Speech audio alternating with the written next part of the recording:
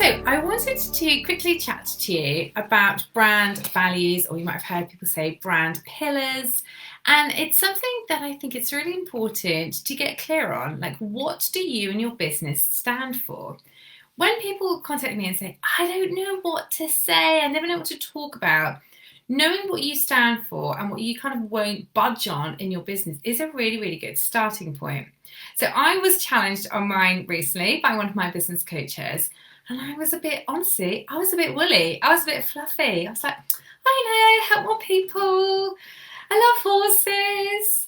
And actually, I had to step up a level. So I thought I'd share these with you and hopefully inspire you to come up with some of your own.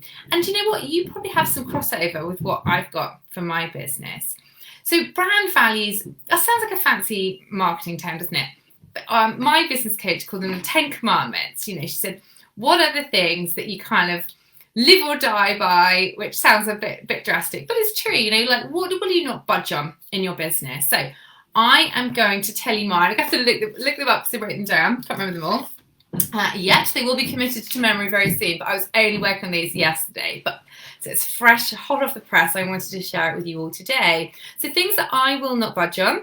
One is flexibility, family first. Like, I am so grateful and happy to have built up a business which is flexible.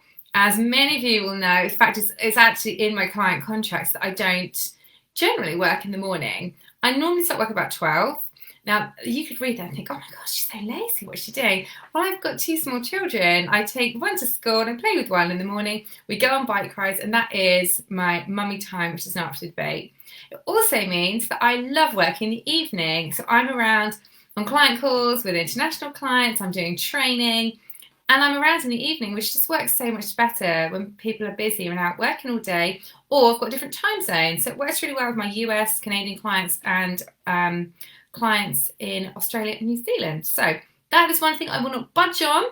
No morning working. As my girls come first, and my business is so important. It is like a third child, but it fits in, which is great. Freedom. It ties in with the first one, but I just love the freedom. And isn't that why you wanted to work for yourself? Is that not why you have your own business rather than just work exclusively for somebody else or another company? Freedom. I think it's really easy to let that one get lost, but freedom is so important to me. You know, I can spend hours talking to clients. I can do loads of work one day, less another, depending on my appointments, and I love it. I love the freedom. And I hope that you haven't lost the freedom in your business too. If you have, like, just pop me a message and see how we can get it back. So I think sometimes people can get you get more busy, which is great, and then you can get a bit weighed down and overwhelmed. So don't lose the freedom. Use that as one of your core values as well. Horses as equal partners. Now, you might have heard me talk about this before, but I believe in being an advocate for team horse. Horses, I know you'll be nodding along as you're watching this. Horses can't talk in language that we can, you know, in the same language we can, but horses can speak. Horses can communicate. We as humans are just quite often rubbish at hearing what they're saying.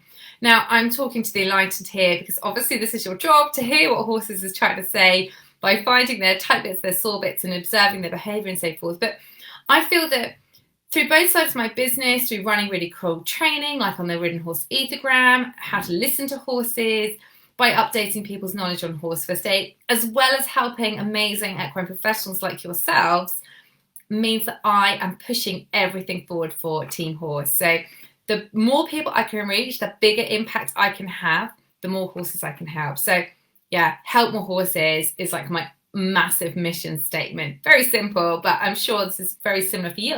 It's probably why you trained, is to help more horses. And I never ever want to lose sight of that at all. I want to empower people around money. I struggled for years with the fact that if you worked with horses, you would basically be kind of scratching a living and you'd never ever have any money.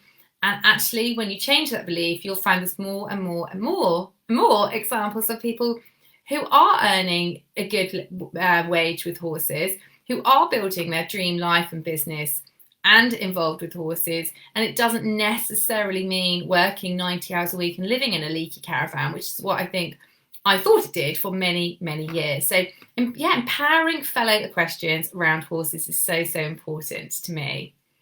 Calling the shots. Now, if you ask my poor husband, he would definitely agree with that. I don't think I could be employed anymore. I love, love, love running my business. I love the fact that I can take the direction I want to. And again, most of you, some of you may do some work for other people, but the majority of you would have your own businesses. Isn't it amazing to call the shots? Yeah, I don't want anyone else to dictate to me what I have to or have not got to do. I love having support. I'm part of an incredible mastermind. I have an amazing one-to-one business coach. I actually have 3 business coaches. It's amazing, but no one tells me what to do, and I love it.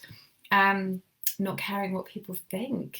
Now, some of you might struggle with that, because I think when you're starting out in business, you really care, and that's probably what stops you. If I said, go live, watch me go live, and now you go live, you might be like, I don't want to, because maybe you're worried about what people think. I used to really worry about what people think, and now I don't care, and it is so liberating. So please take something from that one. If you can not care, it is another level. It's brilliant. Determination and single-mindedness. I've shared this before on Instagram. You may have heard me talk about it. 11 years ago, 12 years ago, I very sadly, no, a bit longer than that actually, 13 years ago maybe, I was diagnosed with ME, myalgic encephalitis. I went from riding 10 horses a day and training for a marathon to I couldn't walk up the stairs.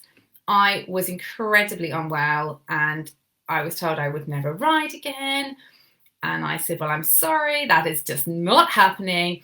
And very, very slowly, I did get better. It took 2 years to make a decent recovery. And, I've been really well for a number of years now.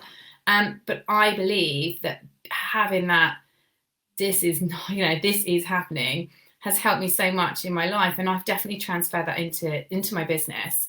And I think all horsey people have got that like deep grit inside them to just be like, well, I'm making this happen. Do the same with your business. Do you have a plan B in your business? Because I think that's not a good thing. Just go all out. Well, as one of my friends said, he said, I'm going all out or go home. And I think that's a great expression. So maybe that's something you can apply to your business. Hard work, I do work really hard, but hard work doesn't equal long hours. So it goes back to the family and the freedom. Maybe that resonates with you, or maybe that kind of makes you go, oh yeah, but if I'm going to be successful, I've got to work all the hours. I've got to work hard. Well, trust me, I work super hard. I just choose to work smarter and be more productive and fit an enormous amount into the hours that I do work. And I'd love to inspire you to do the same. My final thing I won't budge on is being super productive. Now, don't get me wrong, it is so easy to lose yourself in social or just get caught into emails or whatever and find an hour's gone. But I love being really productive because it just gets the job done. That's how I run 2 businesses in less than 20 hours a week. And I don't do so much work in the holidays. I'm around.